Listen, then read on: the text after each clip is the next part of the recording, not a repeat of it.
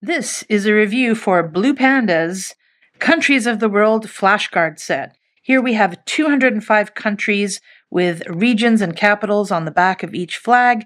You can study for tests, improve your memory, and these have been a great purchase. I've used them well, but you can see that the box has not held up well for me. However, the cards themselves have been great.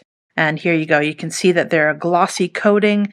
On the back of the card, you have the name of the country, the region, and the capital city.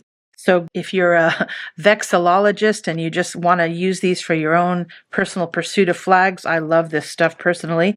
But I do use them a lot for my students because, they get to do two things at once. They can study foreign countries and their flags, but also learn some English. So this has been a great addition to my collection of tools for teaching English to non-native speakers.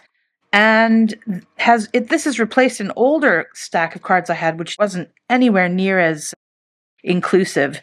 So I get to teach my students some flag and country knowledge through English, which is wonderful. You could use them for games, test your knowledge, use them in the car while you're traveling, you got nothing to do. So many applications for these little box of cards. So I highly recommend these. These have been great, although I do wish they came in a sturdier box. Great stuff. Recommend.